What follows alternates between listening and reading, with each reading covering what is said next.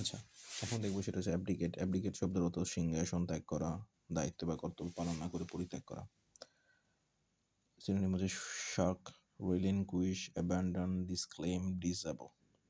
Shark শব্দ অর্থ দায়িত্ব এড়িয়ে যাওয়া, রিলিনকুইশ শব্দ দায়িত্ব থেকে সরে দাঁড়ানো, অ্যাবান্ডন শব্দ অর্থ ত্যাগ করা, ডিসক্লেম শব্দ অর্থ দাবি ত্যাগ করা, ডিসঅ্যাবল শব্দ অস্বীকার করা।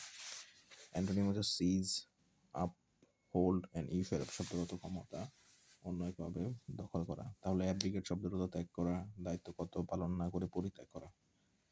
শার্ক দায়িত্ব এড়িয়ে যাওয়া, রিলিনকুইশ দায়িত্ব থেকে সরে পড়া, অ্যাবান্ডন শব্দের অর্থ ত্যাগ করা, ডিসক্লেম দাবি ত্যাগ করা, ডিসঅ্যাবল অস্বীকার করা, সিজ অর্থ ধরা, আপহোল্ড ইউসার্ভ শব্দের অর্থ ক্ষমতা বা কর্তৃত্ব, ইউসার্ভ অন্যভাবে দখল করা।